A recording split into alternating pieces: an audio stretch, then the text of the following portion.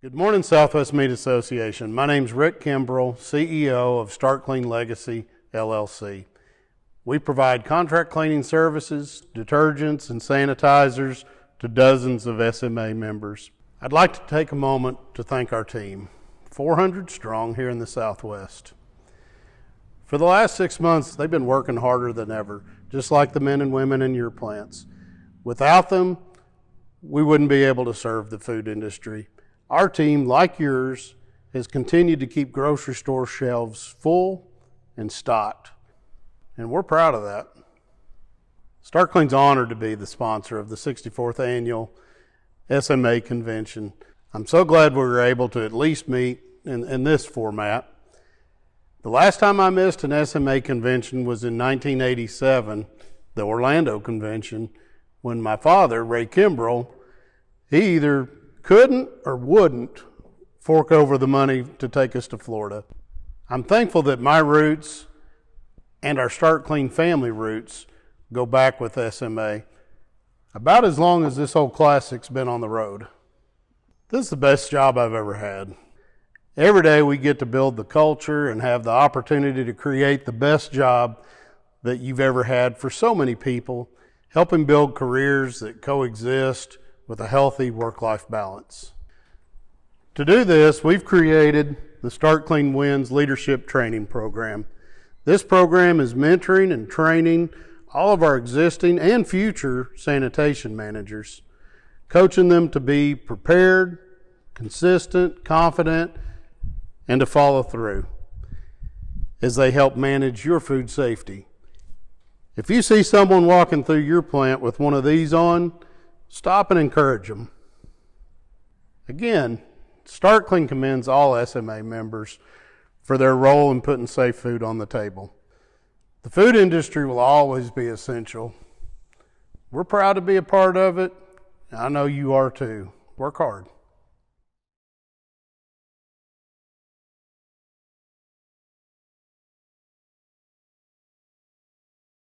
Our next speaker is Mr. David Barron, a member of the Houston branch of the law firm Cozen O'Connor. David was named a Texas Super Lawyer Rising Star by Texas Monthly Magazine. He is also a longtime friend of SMA and a frequent contributor to SMA functions, and we are really excited to have him here with us this morning. One thing we always know about David when he comes and speaks, all of our members leave worried about the next thing that's coming down the road because he never brings very much good news. He always tells us about all the horrible things that are coming at us as employers. David, you can start sharing your screen, and the floor is yours. Thanks, Joe. Hopefully that everybody can see the screen now, get the technology to work. Appreciate the opportunity to come and speak to SMA. I don't know that I need to scare anybody this year. I think we're already plenty scared with the coronavirus, so I don't think we need to do that. Obviously, there's only really one thing we're going to be talking about this year. There's one thing that's on everybody's mind, and that's COVID-19. It's been really a roller coaster of a year. You know, we went from dealing with the worry of people being sick to shutdowns and critical infrastructure designations for the meatpacking industry to, you know, Texas now really being a hot spot and people worried about school starting and how to deal with the, you know, employee leave issues that go along with that. So it's been really a fast moving year in the world of employment law, and we're going to try to cover, you know, the top 10 issues that we see out there right now for employers. I want to start with a discussion about health screening and testing, because that's been one big issue that has been consistently coming up, is what rights do employers have to, you know, to keep people safe and keep sick people out of the workplace. You know, everything from temperature scans to conducting actual testing in the workplace. So, you know, I will say that the EEOC and the government agencies have been very accommodating in this area from the very beginning. Really have basically said that employers have a right to do what they need to do, as long as you don't discriminate, to conduct testing, whether that's again from a just asking people questions about their health, to taking temperatures at the door, or actual testing. I will say the one thing that you need to stay away from or get legal advice on is antibody testing. That continues to be a controversial subject, and whether employers have a right to know if someone has had COVID in the past. That raises some really interesting discrimination questions that frankly, you know, we don't know the answers to. And the EOC has come out and said that they do not believe that that's lawful. So, if you're going to be doing any testing, try to not do the antibody testing that relates to information regarding past exposure. The other issue that we see is just in the logistics of how to do this in a way that doesn't create legal problems. So, there's a variety of options ranging from having employees do it at home. You do a test, you take your own temperature before you come to work, maybe acknowledge that you're not symptomatic, to, on the extreme level, having someone within the organization do it, or maybe a security guard do it, or a third party. I've seen clients that have gone through to drive-through testing or security shack testing, maybe, again, different techniques to do this. The one thing to keep in mind where I've seen some folks run into trouble is, whether this is compensable time. So if you come up with a system that has a bottleneck or creates any significant amount of time, it's probably going to have to be compensable time. We've seen lots of lawsuits in the past over security checks, and there's some real famous cases involving Apple stores and Amazon where people were, had to go through, opening bags and things to get in and out of the building, and people sued saying that they weren't paid for that. So, if you come up with a system that adds any meaningful amount of time, more than a minute or two, you need to think about whether that's something that you need to be paying employees for as part of their workday. The second topic I want to talk about is probably one of the toughest ones. Just seems like as a country we struggle with this one. As employers, it's no different, and that's masks and facial coverings and PPE. I think in the meatpacking industry, you guys are very familiar with PPE and masks in some cases, face shields. But there's a number of cases, and you've seen them in the news, where it's just become a political issue. So you have half the population that thinks facial coverings are unnecessary and some sort of political issue.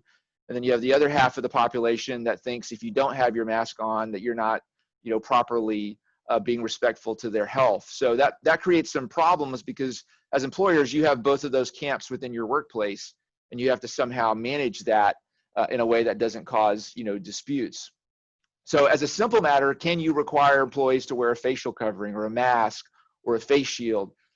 Yes, you can absolutely do that. You have a right to make your own safety rules, and you can enforce those rules. You can fire individuals who refuse to follow your safety policies or wear facial coverings or whatever you think is necessary for your workplace. And the EOC and other agencies have consistently said that that's the case.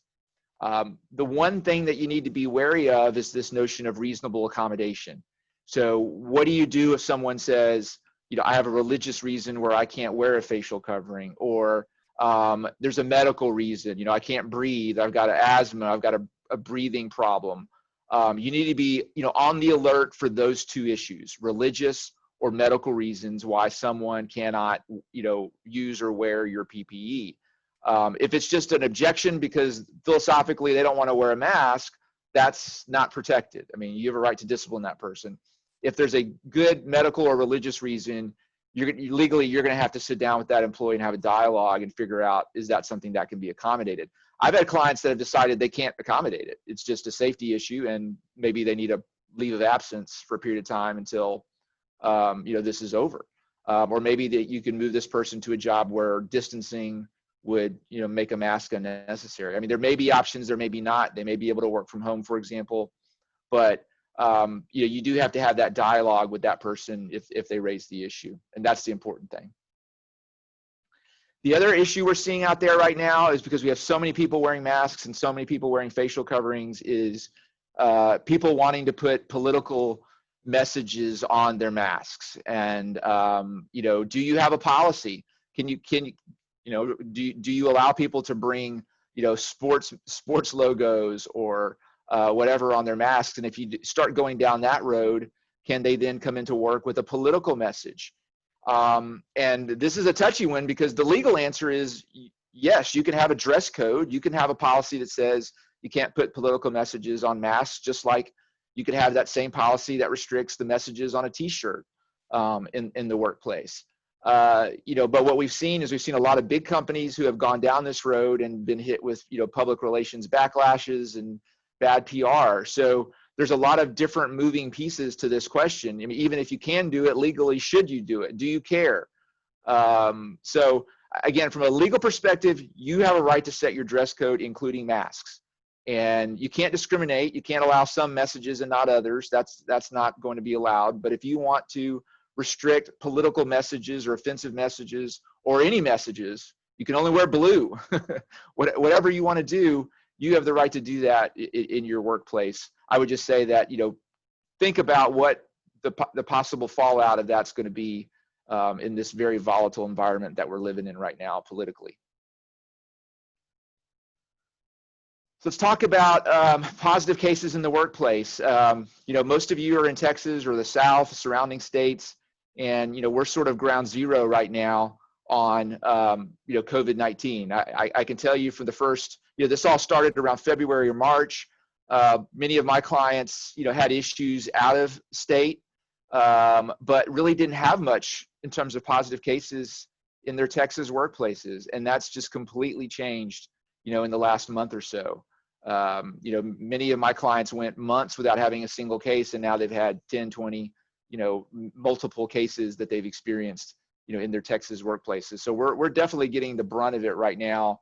I think the only real silver lining in that is, out of the hundreds of cases that I've personally been involved in, I haven't seen a single one that's been a serious, hospitalization. Most of them, knock on wood, have been, fairly minor cases where people just want to get back to work, and they're just trying to navigate the health and safety issues, the paperwork issues, trying to do the right thing to make sure other people don't get sick. So you need to have a protocol. This is probably not news to anybody. Certainly, in your industry, you've been hit harder than most. But here are the things that you should be looking at in that protocol. What are you going to do if there's a positive test with one of your employees? What are you going to do if they're symptomatic, but you don't have a positive test? So maybe you're doing your temperature checks and someone comes to work who's sick or gets sick at work.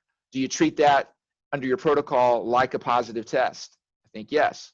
What about someone who's been exposed to someone who's infected, maybe a spouse, family member, neighbor, pastor, who's been exposed? Do you treat that person differently if they haven't been in the workplace or haven't been in the workplace recently with symptoms?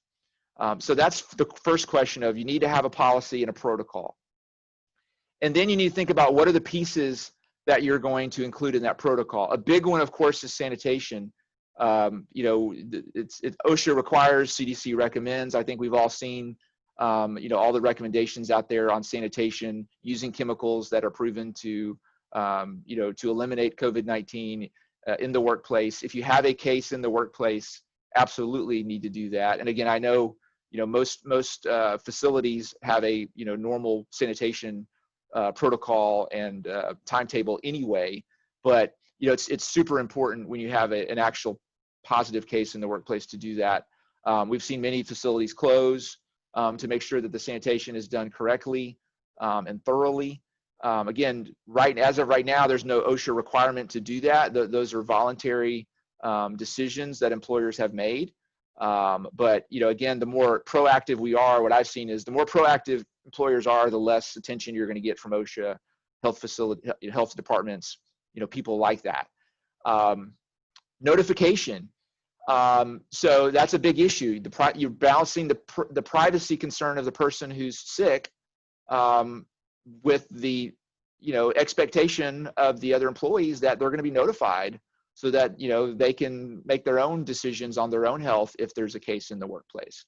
I will say that what I found is employers who are more transparent have been better with this issue. The employers that have not been transparent have had more pushback from employees, complaints, OSHA issues.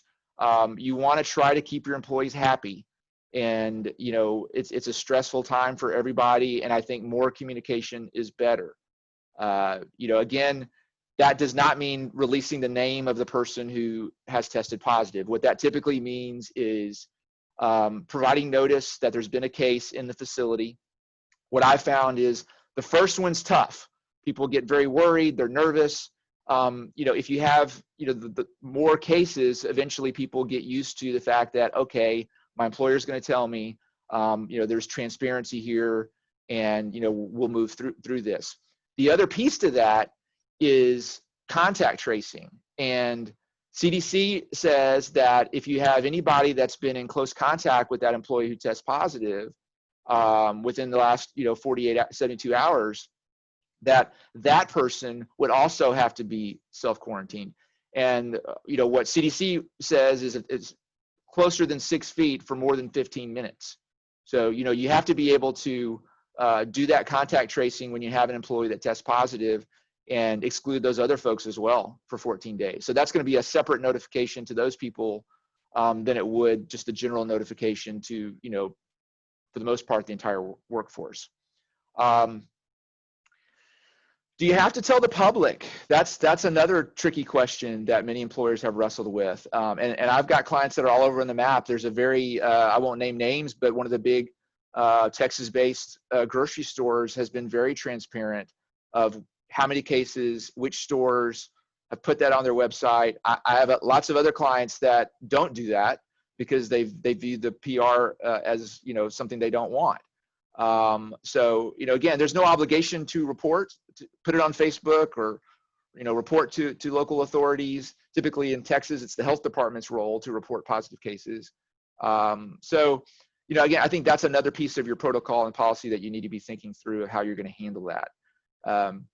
And then lastly, what are the requirements to get somebody back to work? And we're going to talk about that in more detail, but that's a tricky one as well, because again, you're going to have people who are asymptomatic, don't even know they're sick, maybe test positive because they were exposed, and they're going to want to get back to work as soon as they can. You're going to want them back, but how do you do that safely? So let's talk about how to get people back to work safely. So CDC surprisingly does not actually require a negative test to put somebody back to work. There's two different methodologies that CDC has, and really it's in recognition of the fact that testing is not where we want it to be. Testing is not in some cases widely available or fast enough to have a meaningful impact.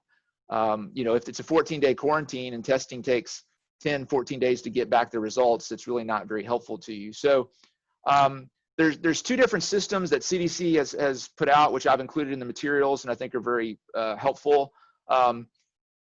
First one is that there's a positive case, but there's no symptoms. Person is completely asymptomatic. In that instance, there's a time-based approach, which is basically 10 days have passed since the first positive test, and they haven't had any symptoms, since that positive test. So in that situation, CDC would say that person could come back to work. For both symptomatic and asymptomatic, CDC would also recognize a testing protocol. I will say that the CDC's testing protocol for putting people back to work is 2 tests, at least 24 hours apart. I will tell you that in most places, that's just not realistic, and I don't have a lot of clients that are requiring 2 tests because of the problems that we talked about. I know in Houston and where I'm at and many other places, it's, getting a test is not an easy thing. It's an all-day wait. It's, waiting many, many days in some cases for your results. So, asking an employee to go through that twice is just, generally not realistic, but that is the gold standard from the CDC. This is not a requirement. So you can do whatever you want. Again, as an employer, if you want to say we're going to put people back to work with 1 negative test, you can do that. You don't have to require 2 negative tests. But I think, this is the safe zone where you want to be as close to the CDC policy and recommendations as you can for obvious reasons. The second protocol is for employees that have had symptoms. What do you do with someone who is symptomatic, who is sick? There, again, 2 different ways to do that. One would be the one we just talked about, which is that a test-based strategy. Again, 2 negative test results, or 1 if you're going to go that way, with a resolution of their symptoms. In other words, they're no longer sick, which usually looks like no fever and improvement in respiratory symptoms. Again, you could also, even with someone who has been sick, go with a symptom-based strategy, which is at least 3 days since a resolution of the fever and other symptoms, and at least 10 days have passed since symptoms first appeared. I will tell you again, in terms of what most employers are doing, for someone who is actually symptomatic, the vast majority of my clients are requiring a negative test for obvious reasons, to be safe. That is the safest approach. Something that should not get lost in all this, especially for, your industry where we've seen, clusters of cases, is the obligation potentially to determine whether this is a workplace illness. So we are required as employers to record not only workplace injuries, but workplace illnesses. So if it requires medical treatment beyond first aid or has, a day or more away from work and is work related, then that would be something that we're required to log on our OSHA 300. So, when you're looking at your protocol and what you do if there's a positive case, this should be part of that protocol. So what does that look like as a practical matter? It means we have to interview that employee. Where do you think you got this? Has there been any in your family or household, anybody that you've been in contact with that has also tested positive? Out of work activities that may have, did they take a vacation or go somewhere where they think that they may have been exposed? Obviously, are there other people in their workplace who have been sick? You have to balance those things out. In many cases, you can't tell where this person contracted. It's a disease. You don't know. We may never know. And in those cases, most employers are rightfully deciding not to log that as a workplace illness.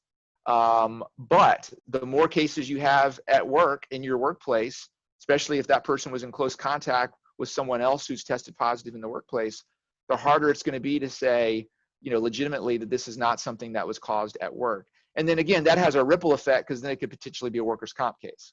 So you have to think about both the workers' comp side and the OSHA side. We're seeing OSHA, I've probably handled 50 OSHA complaints in the last, 2-3 months. And that's a question that we're seeing from OSHA. Have you logged any cases? If the answer is I've had, 20 cases in my workplace and I haven't logged any of them, that's going to draw some scrutiny from OSHA. Let's talk about reasonable accommodations. This is a word or a phrase that we're all living with, and it's becoming really a huge part of employer obligations during this crisis. So we have this new category that was effectively created by the CDC, health professionals, that says, we have this category of vulnerable workers, individuals generally over the age of 65 or those with underlying medical conditions. And, from the very beginning, we saw, stay-at-home orders and recommendations that people who fall into these categories not go to work, not be out in public, not be exposed. We continue to see those types of warnings. So as an employer, what do you do when you have an employee who falls into one of these categories that says, I'm not coming to work? I think the simple answer is that certainly from a Americans with Disabilities Act, ADA standpoint, if it's a medical issue, you have an absolute legal obligation to try to reasonably accommodate that person. What's interesting is there's no precedent for any reasonable accommodation obligation towards older employees. I will say that most employers have basically treated folks in that category the same as people with medical issues, because no one wants to be the test case on what level of reasonable accommodation obligation there is to people over 65 during a pandemic. But that is an open question. So, but generally speaking, we're in an environment right now where if anybody asks for a change to their job based on concern over exposure related to a medical issue, and again, someone with asthma or diabetes, and frankly, if you look at the list of underlying medical conditions, it's 70% of the population has one of them. So it's many people have underlying health conditions that could create problems with COVID-19. So if you have somebody who falls into that category and asks to work from home, or a plexiglass barrier, or some sort of change to their working environment, you have a duty to at least try to accommodate that if it's reasonable. And again, that looks different from every workplace. And I know many employers have implemented all sorts of things to get ahead of this issue proactively, which is good. But I think we're going to see a lot of lawsuits when this is over for people who maybe were laid off or fired and got into disputes with employers over what does safe look like? What can that employer do or should do to make them safe? And if they don't do that and they lose their job, whether that's actionable or not. So again, I think this is an area where you should exercise extreme caution. leave as a form of accommodation is another important issue. So someone whose request just can't be accommodated in the workplace, maybe just giving them a personal leave of absence for an extended period of time. Does that really hurt you? Do you care if that person is effectively on unemployment for the next couple of months until this blows over if they're 70 years old or they have a serious health condition? Maybe that's a better strategic move for you than to have the liability of terminating that person. So I think, don't lose sight of the fact that extended leave can be, in fact, a reasonable accommodation. Working from home, we've seen just an explosion in working from home. And I know many jobs in your industry can't be done from home. It's, they're required to be there in person, but, office jobs and things like that, in some cases can be done from home. And, so many people are now working from home that I think the problem with that is we're setting a precedent as a country that it can be done. And it's going to be really hard for an employer to say no in the future. And I think it's important to understand that, telling an employee whose job is clerical, or if there's any argument that person can do their job from home and they ask to do it from home as an accommodation for a medical issue, again, not a convenience thing, but an accommodation for a medical issue, again, that's a really risky thing to say no to in this environment because of the discrimination possibilities there under the ADA. So let's talk about another tricky issue, and that's employees who refuse to work for various reasons. I think we've got whistleblower issues here. We've seen certainly a lot of whistleblower complaints, people going to the press, people going to OSHA, protesting, refusing to work. There are protections under OSHA for employees who refuse to work because of unsafe conditions. They are limited, but again, in most cases, the employee is going to get the benefit of the doubt in these situations from OSHA. So I think, and I know most employers have been bending over backwards to try to keep their employees safe, but it's important to remember and recognize that there are legal protections for employees who refuse to work because of unsafe conditions. And we've seen, lots of, this is just some of the, press that we've seen on sick outs and strikes, and many of these things are driven by organized labor. I think we're going to see a huge increase in union organizing when this is all done. And what I'm telling clients right now is it's not about what you can do or what lawfully you have the right to do. You need to be thinking about what you should do and how every decision you make is going to look if a union organizer comes and knocks on your door when this is all over. And I think the safety issues are really going to be tough because I think many unions are going to come and they're going to come in there, and that's going to be a wedge issue. Employees are going to remember how their employers either did or didn't, take their health and safety seriously. So I think, whether employees are right or wrong, I think communication goes a long way. I think it's important that you make sure your employees understand what you're doing to keep them safe, and that you're transparent on that. Again, we have concerns over people, manipulating the system, playing the system. I would say, again, be very careful in these contexts. If you think that employees, especially if it's a group of employees, we have protected concerted activity rights under the National Labor Relations Act. So if you have a group of employees who decide to call out sick because of a complaint over safety, that's going to be protected. And you're going to have a tough time terminating them, especially if under your normal policy, you wouldn't terminate employees for their first, attendance violation or missing work. So be wary that this is an area that's fraught with legal risk. And that applies to whether you're union or non-union. So that doesn't matter. This is a federal right that's applies to equally to both situations. I want to talk about the FFCRA, the Families First Coronavirus Response Act, which was passed back in March, which seems a long, long time ago at this point. And this is an entirely new federal law that provides some pretty significant new rights to employees. And I've heard it called COVID leave, and that seems to be sort of the prevailing slang for this, but that is kind of what it is. But basically, it's for people who are sick or self-quarantined or have someone in their family who's sick they have to take care of. 2 weeks of paid leave, and then that's one entitlement. And then we have this up to 12 weeks of expanded FMLA for taking care of children who are out of school because of COVID-related closures. And that's a really important one to talk about because school's about to start up, and for employees who didn't use all of their 12 weeks in the spring, they may have time left over to use in the fall. So I think we're about to see a wave again of employees asking to take advantage of that expanded paid FMLA. Again, that's 2/3 of their pay for the paid FMLA for up to 12 weeks. It's up to 100% of their pay for the 2 weeks if the employee is sick. Now, this is the poster that you should have in your workplace already, hopefully, which sets forth sort of what the rules of the road are and the entitlements and the pay caps. This applies to employers with less than 500 employees. So, most in SMA are probably falling in that category. There is an exception for small businesses with less than 50 employees, and also for first responders, medical personnel, doctors, nurses, firemen, things like that. I would say for the small business exception, the way the regulations are set out is it's not an exception for the entire business. It's basically a case-by-case exception, and you have to justify it. So if someone sues you, it's an affirmative defense to say, I'm a small business, less than 50, and it would be an undue burden to have to provide this leave to that employee.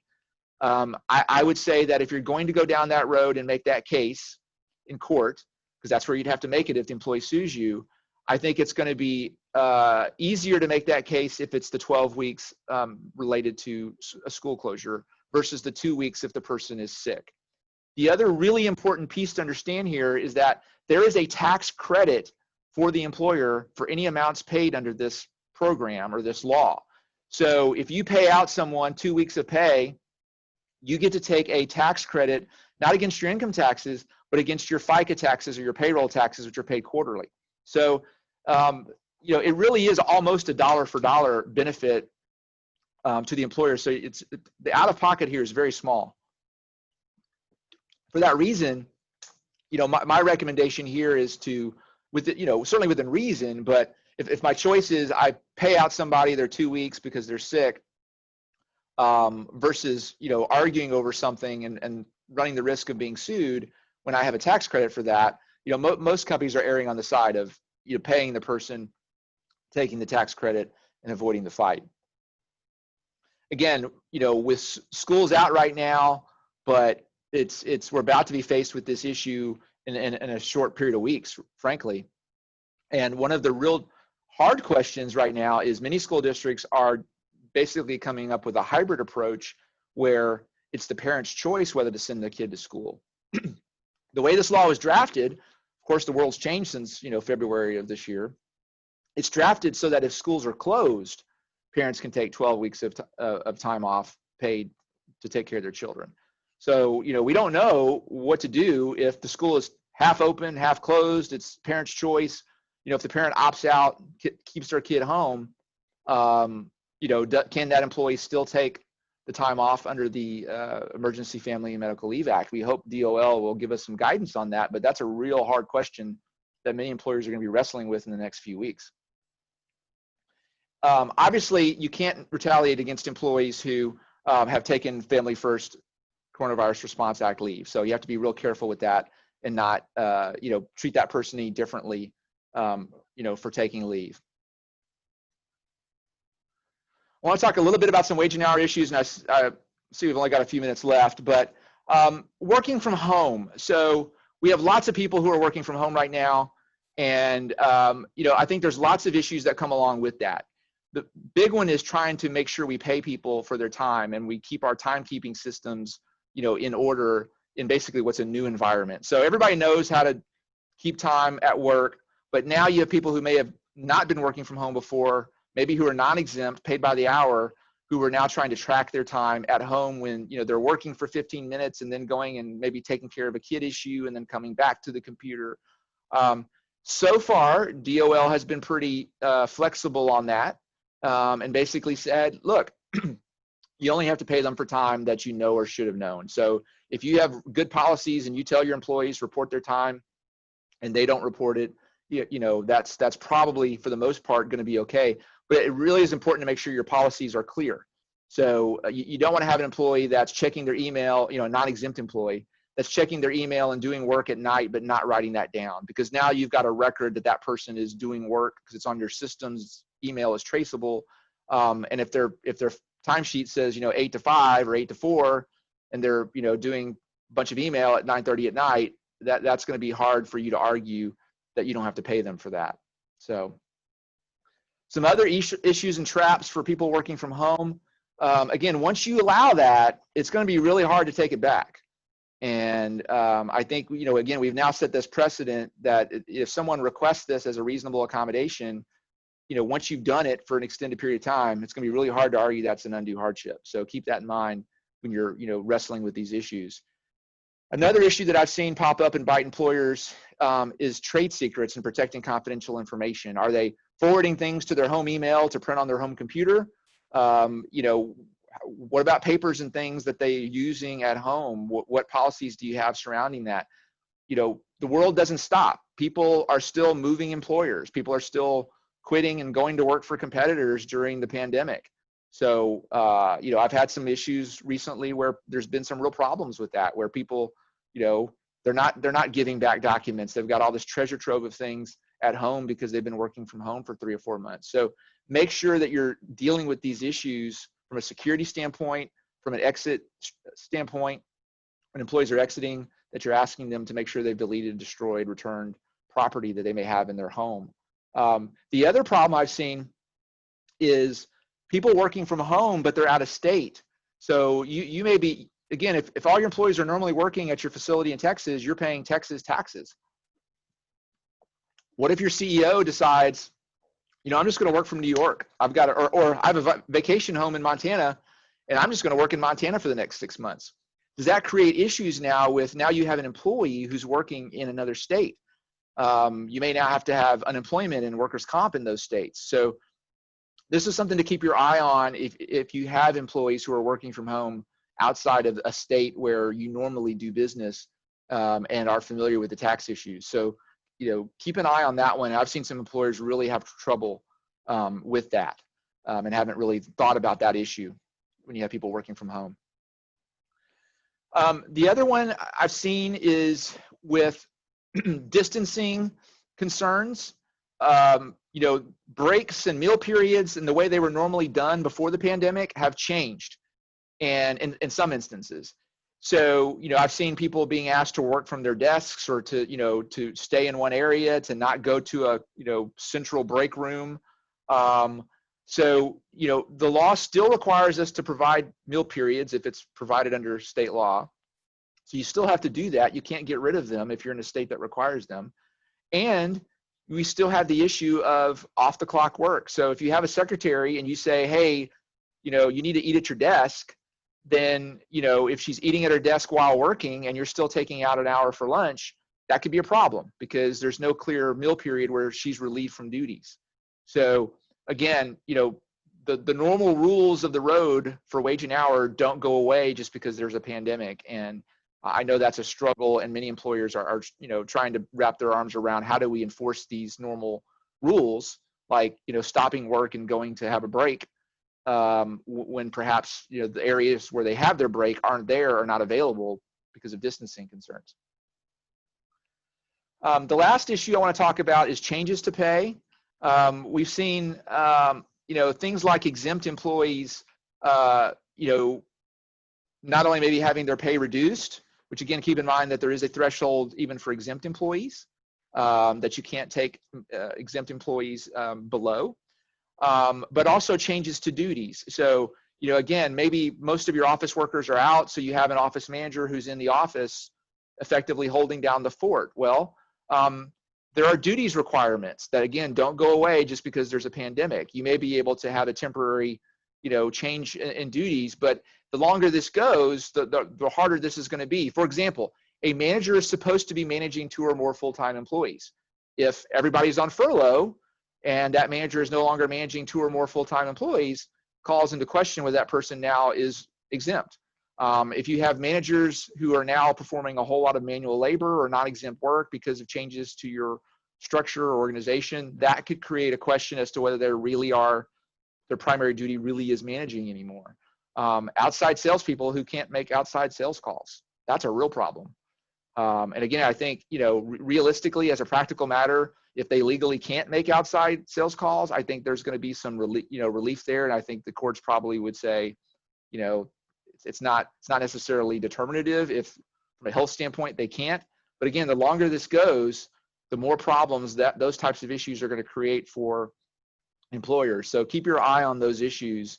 And, again, make sure that if you have exempt employees, that they still are doing exempt work, as much as you can.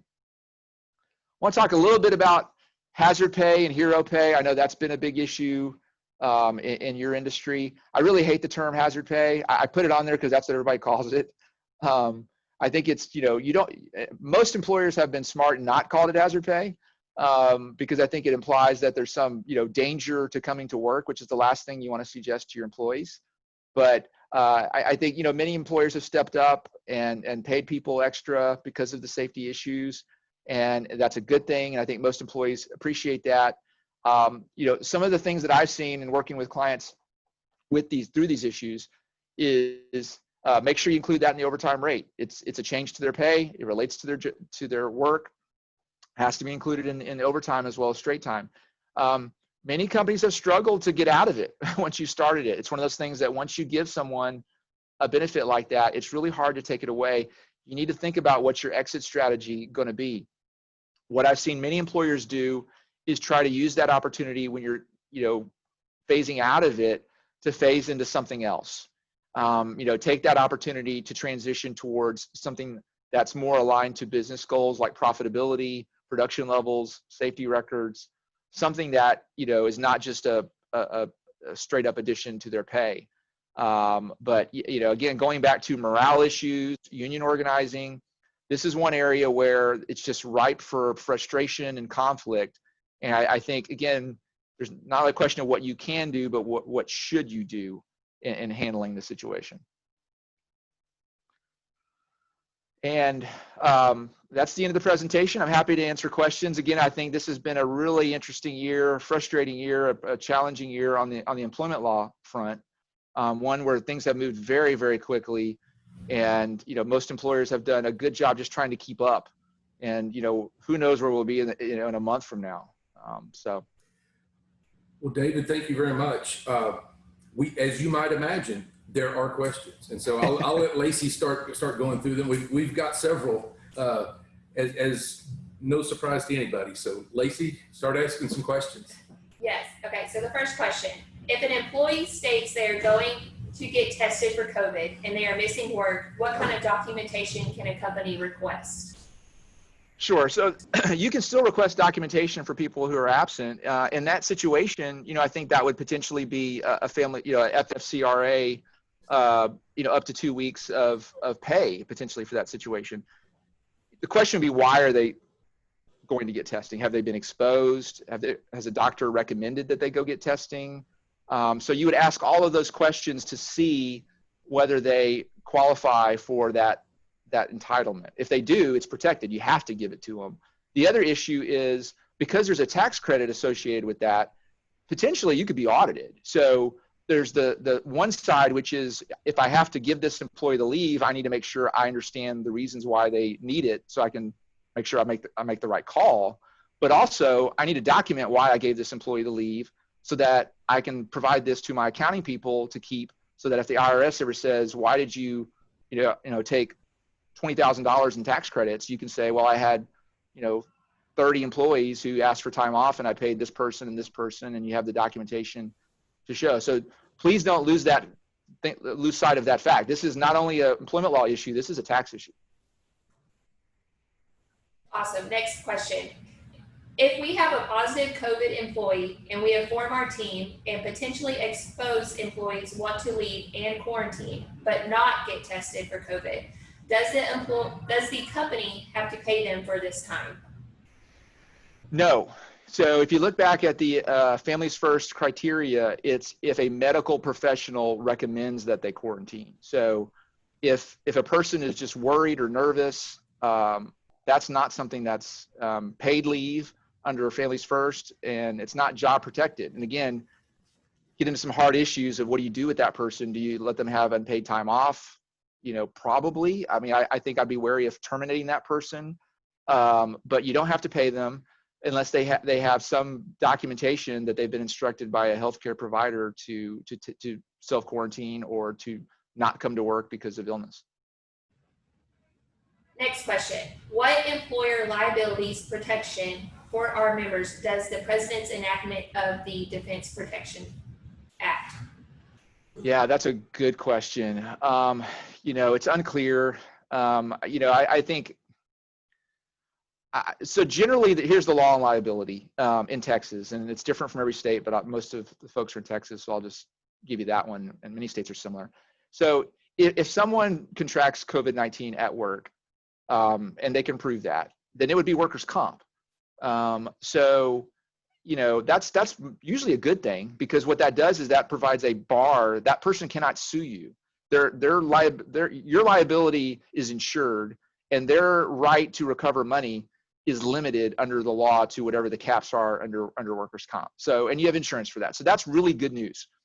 The only exception to that in Texas would be if there's a fatality. So in other words, someone dies and their family can show that you were grossly negligent in some way, then they can file a lawsuit in state court asking for punitive damages, the whole 9 yards, but they have to show gross negligence. So again, most of the cases in Texas have not been, thankfully, as serious as the North. So, but it is a risk. There's a chance that you could have an employee who gets seriously ill, who dies, and their family believes that this illness was contracted at work, and they sue you for gross negligence, and your entire protocol is going to be put on trial. So that's why I say all these decisions that you make, understand that if you find yourself in that unlucky position, you're going to have to justify every decision you made.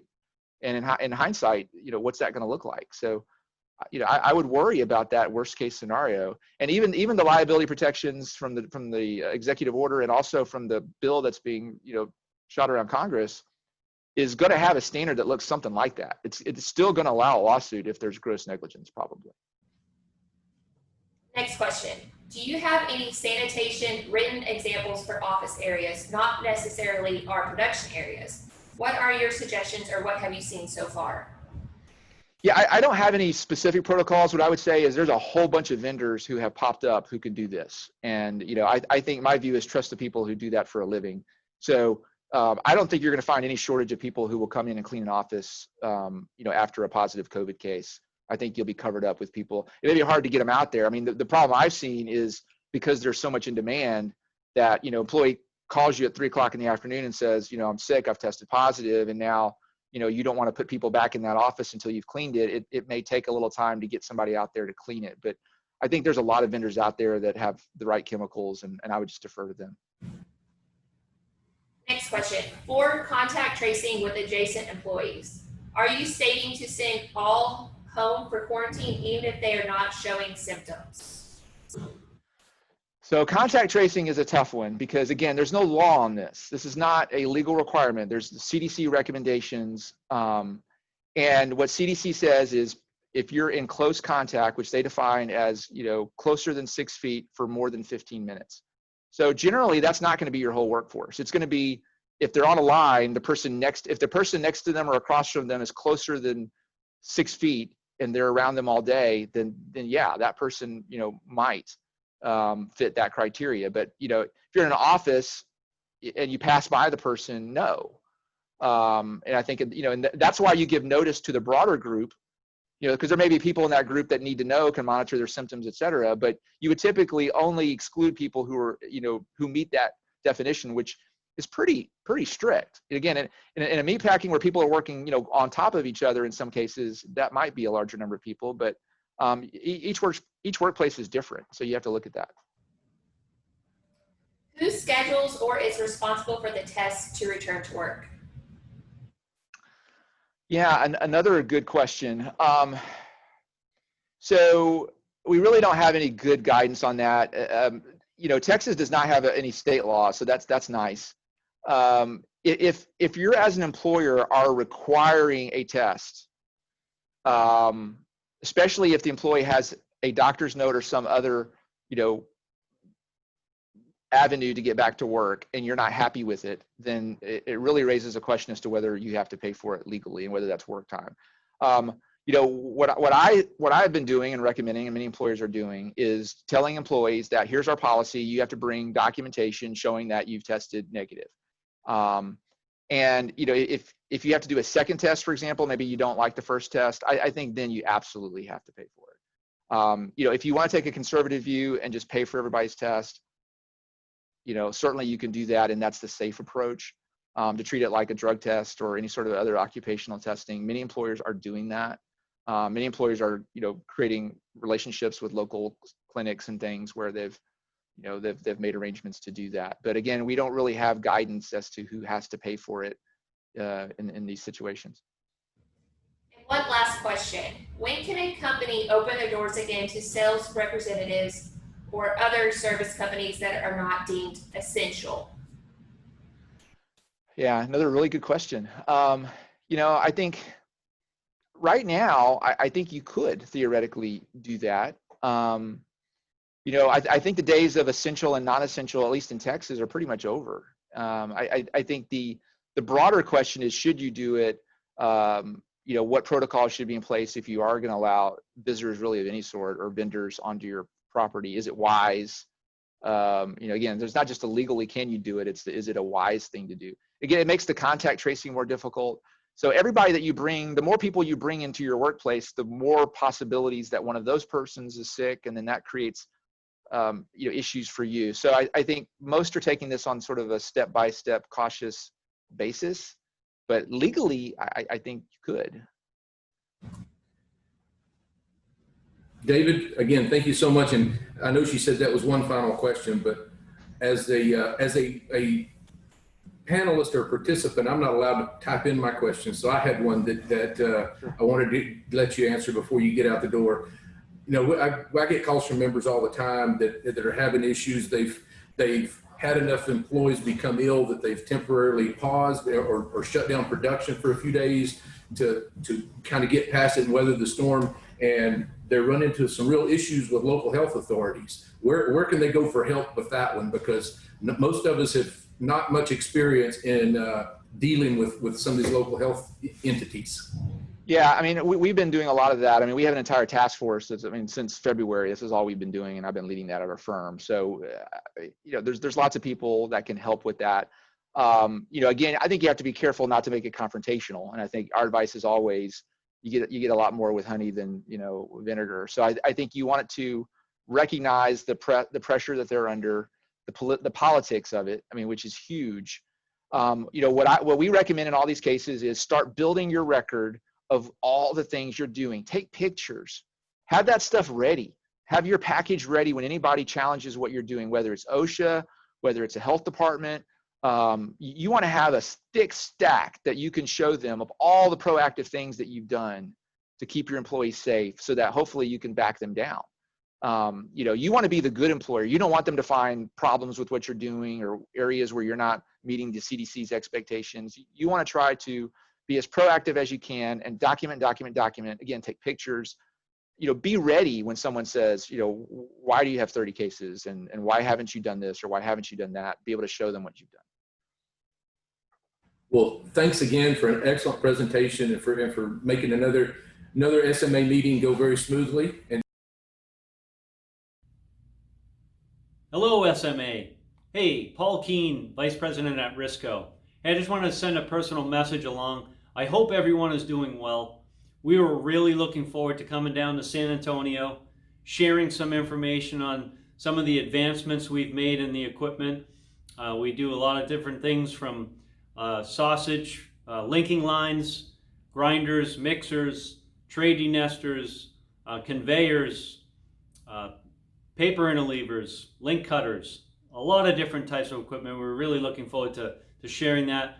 But obviously with COVID-19, you got to kind of roll with the punches a little bit. So hopefully everyone is well.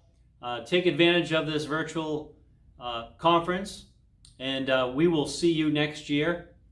And take care, and God bless.